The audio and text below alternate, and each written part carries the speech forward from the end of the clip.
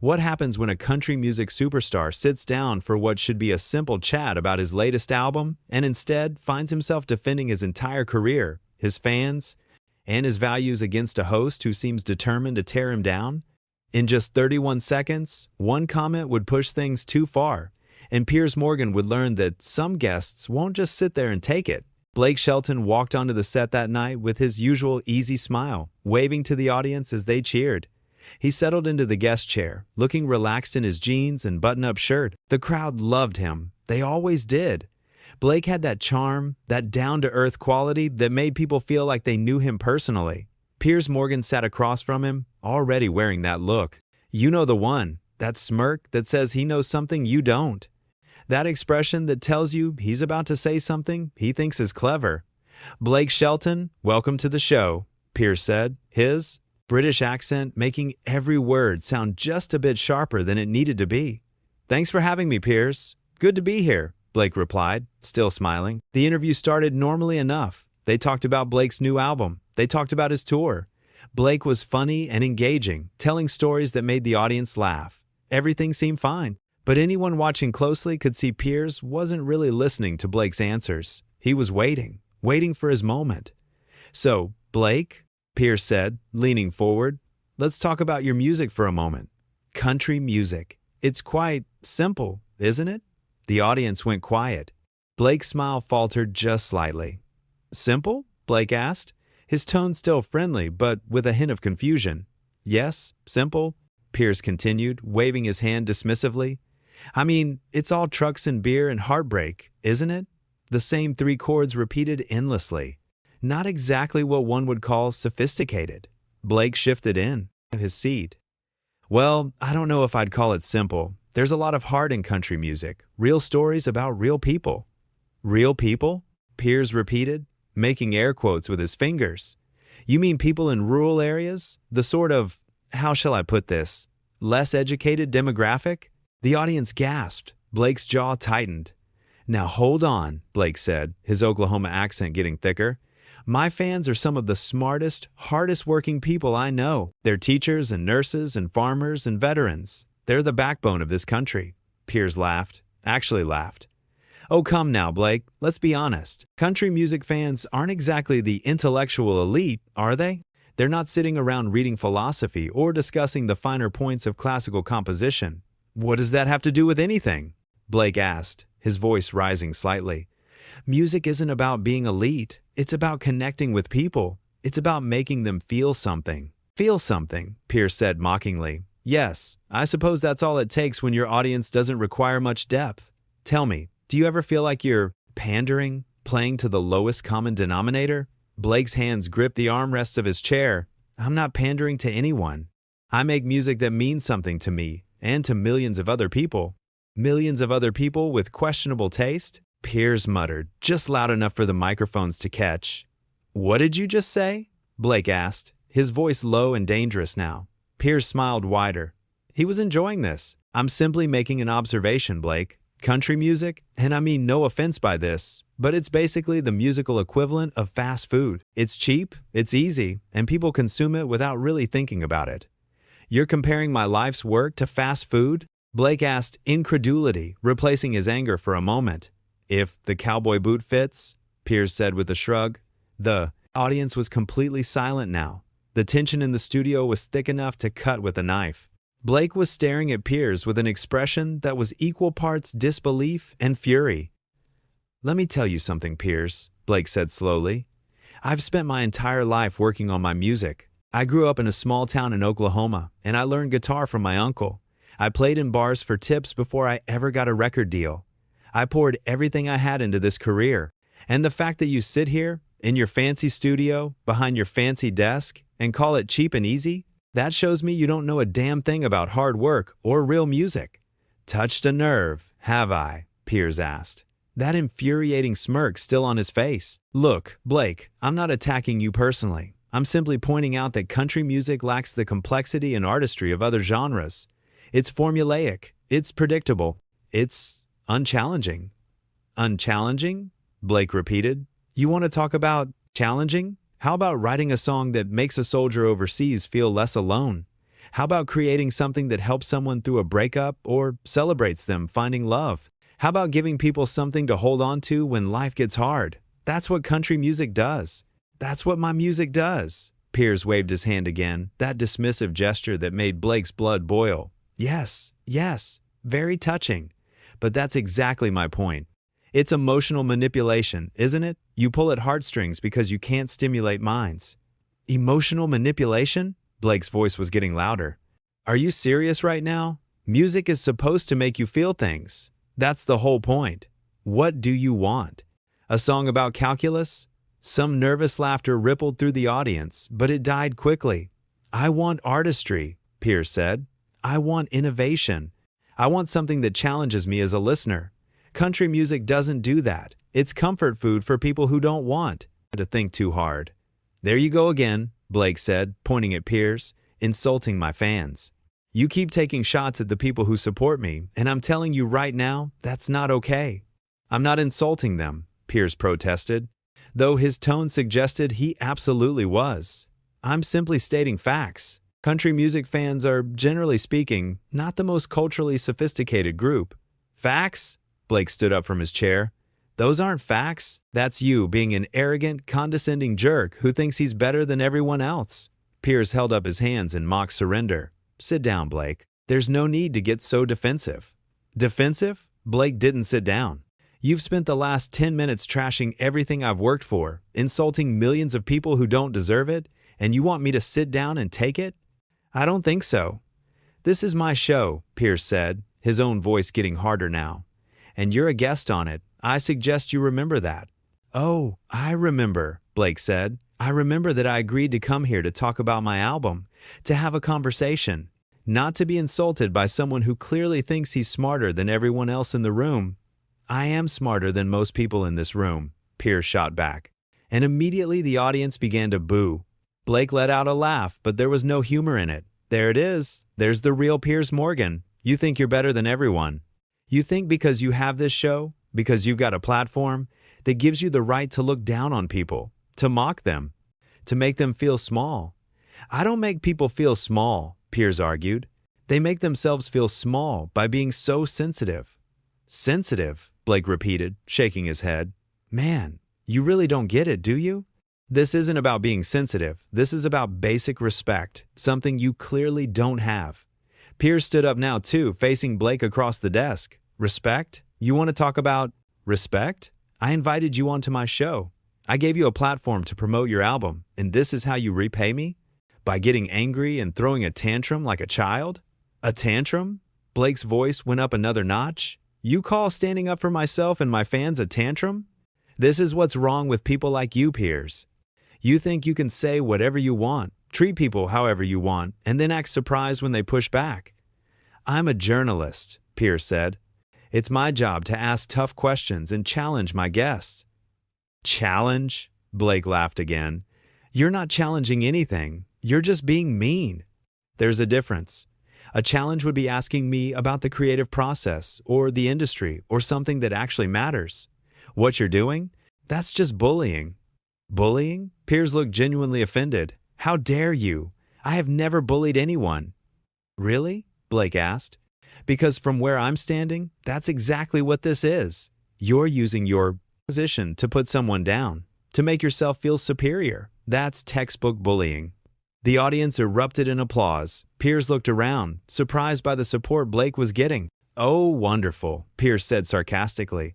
The audience is against me now. How predictable. Maybe that should tell you something, Blake said. Maybe when everyone in the room thinks you're wrong, you should stop and consider that you might actually be wrong. I'm not wrong, Piers insisted. Country music is objectively less complex than other genres. That's simply a fact. There you go with your facts again, Blake said. Music isn't objective, Piers. It's subjective. What moves one person might not move another, but that doesn't make it less valid. That doesn't make it less important. But surely you must admit that some music is objectively better than others, Piers pressed. Bach is objectively better than, say, a simple country song about a pickup truck. No, Blake said firmly. Bach is different from a country song, but better? That's your opinion, and you're entitled to it. But you're not entitled to force that opinion on everyone else and act like they're stupid for disagreeing. Piers shook his head. This is absurd. We're having a discussion about music, and you're making it personal. You made it personal the second you started insulting my fans, Blake countered. You made it personal when you called my music cheap and easy. You made it personal when you suggested that millions of people have bad taste just because they like something you don't. I'm entitled to my opinion, Piers said. And I'm entitled to tell you your opinion is garbage, Blake replied. The audience roared with approval. Piers' face was turning red now. You can't speak to me like that. This is my show. You keep saying that, Blake observed, like it gives you some kind of power over me, like I'm supposed to be scared of you or something. I'm not scared of you, Piers. I'm just disappointed. Disappointed? Piers scoffed. In what? In this whole thing? Blake said, gesturing around. I thought this was going to be a fun interview, a chance to connect with viewers and talk about my music. Instead, it turned into you trying to prove how much smarter you think you are than everyone else. It's sad, really. Sad. Piers was sputtering now. I'll tell you what's sad. What's sad is a grown man getting this upset over a few observations about his chosen profession. Observations, Blake said quietly. Is that what we're calling insults now? Observations? They were critical observations, yes, Piers said. If you can't handle criticism, perhaps you're in the wrong business. I can handle criticism just fine, Blake said. What I can't handle is disrespect. There's a difference between saying, I don't personally enjoy this type of music, and saying, this music is for stupid people. One is an opinion. The other is an insult. I never said stupid, Piers protested. You said less educated, Blake reminded him. You said not culturally sophisticated. You said lowest common denominator. Those are all just nice ways of saying stupid. Don't pretend you meant anything else. Piers opened his mouth, closed it, then opened it again. I was simply trying to have an intellectual discussion about the merits of different musical genres. No, you weren't, Blake said. You were trying to make yourself look smart by making me and my fans look dumb, and it backfired. Because the truth is, Piers, putting other people down doesn't make you look smart. It makes you look insecure. The audience applauded again. Piers looked around wildly, like he couldn't believe this was happening on his own show. Insecure?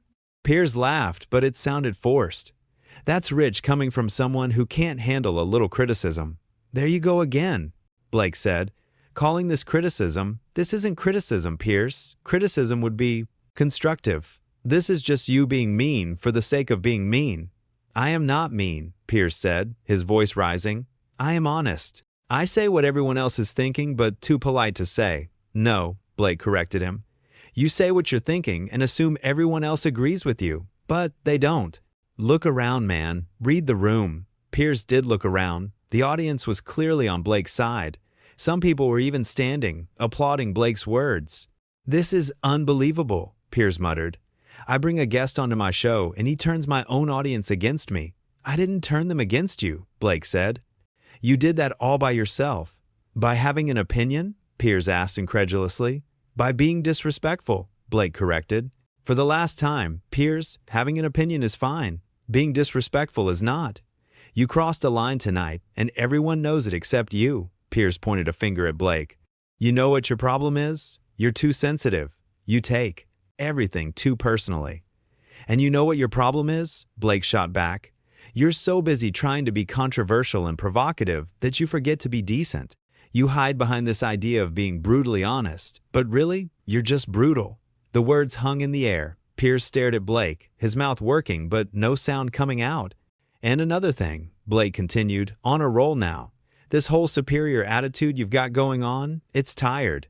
You're not better than anyone else just because you don't like country music. You're not smarter than anyone else just because you have different tastes.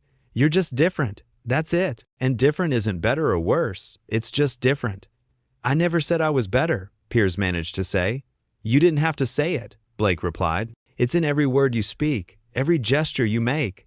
Every time you dismiss something as simple or unsophisticated, you're really saying, I'm too good for this. Well, guess what? Nobody cares. Nobody asked you to like country music, but they also didn't ask you to trash it and everyone who enjoys it. Piers tried to regain control. Blake, I think you're overreacting to what was meant to be a spirited debate about music. A spirited debate, Blake repeated slowly. Is that what you think this was? Piers, a debate requires two people exchanging ideas with mutual respect. What you did was attack. You attacked my music, my career, and my fans. And then when I defended them, you acted like I was the problem. You are overreacting, Piers insisted. No, Blake said firmly. I'm reacting exactly as I should. Someone disrespects me and millions of people I care about, I'm going to call it out. That's not overreacting. That's called having a backbone. The audience cheered loudly. Some people were on their feet now, clapping and whistling. Piers looked around desperately. Can we just move on? Let's talk about something else. Move on? Blake asked. You want to move on? Just like that? After everything you said? Yes, Piers said. Let's put this behind us and continue the interview. Blake stared at him for a long moment. You really don't get it, do you? You think you can say whatever you want, insult whoever you want, and then just move on like nothing happened? No apology. No acknowledgement that maybe, just maybe, you went too far. I don't believe I did go too far, Piers said stiffly. Of course you don't, Blake said, shaking his head. Because that would require self-awareness and humility, two things you clearly lack. Now you're insulting me, Piers pointed out. I'm pointing out facts, Blake said, throwing Piers' own words back at him. You don't like it? Well, now you know how it feels. Piers' face was bright red now. This interview is over. You're right about that, Blake agreed. Because I'm done here. I'm done being insulted. I'm done listening to you trash talk good people, and I'm done pretending like this is okay. You can't just leave, Piers said. We're in the middle of taping. Watch me, Blake said. He pulled off his microphone and tossed it onto the chair he'd been sitting in. Blake, sit down, Piers commanded. We still have 15 minutes left in the segment. Then I guess you've got 15 minutes to fill, Blake said. Maybe you can spend it thinking about why your guest walked out on you. This is incredibly unprofessional, Piers sputtered. Blake turned back to face him. You know what's unprofessional? Inviting someone onto your show just to tear them down. That's unprofessional. Walking away from that? That's called self-respect. If you walk out now, you'll never be invited back, Piers threatened. Blake laughed, and this time there was genuine amusement in it. You think that's a threat? Piers, I would pay good money to never have to do this again. Keep your show. I'll be just fine without it. You're making a huge mistake, Piers warned. The only mistake I made was agreeing to come here in the first place, Blake said. He turned to the audience. Thank you all for your support. You folks are wonderful. Sorry you had to see this. The audience gave him a standing ovation. Blake waved to them, a real smile back on his face for the first time since the interview went south.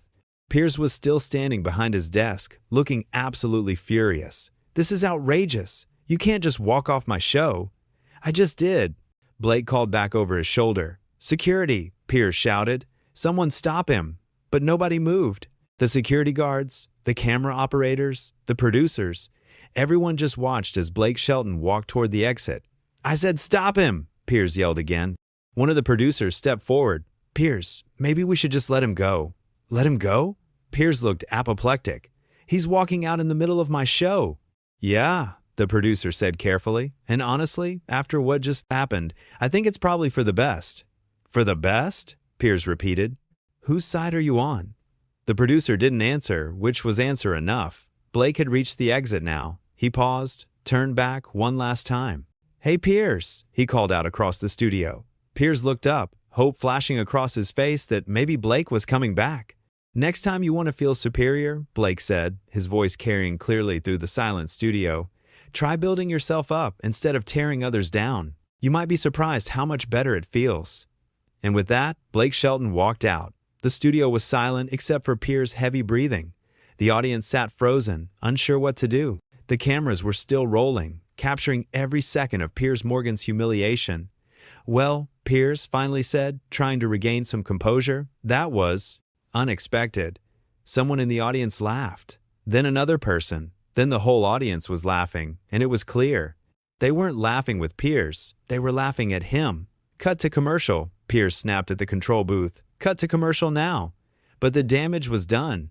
Everyone in that studio had just watched a country music superstar stand up for himself and his fans against a host who thought he could say anything without consequences. They'd watched Blake Shelton calmly and effectively dismantle every insult, every condescending comment, every attempt to make him look small. And they'd watched Piers Morgan, the man who prided himself on being unshakable, completely lose control of his own show. The crew scrambled to cut to commercial. The audience slowly filed out, buzzing with excitement about what they'd just witnessed. And Piers sat down at his desk, alone, finally understanding that some guests won't just sit there and smile while you insult them. Blake Shelton had walked onto that set as a guest, but he walked out as something more. He walked out as someone who showed that standing up for yourself and others isn't overreacting. It's necessary. It's right. And sometimes, the best thing you can do is walk away from people who don't respect you, no matter how big their platform is. Because at the end of the day, no show, no interview, no amount of publicity is worth compromising your values or letting someone disrespect the people you care about. Blake Shelton knew that. The audience knew that. The crew knew that. The only person who didn't seem to know it was Piers Morgan, and by the time he figured it out, it was too late. His guest was gone, his audience was against him, and he was left sitting alone at his desk, wondering how an interview that was supposed to make him look smart had made him look like exactly the opposite.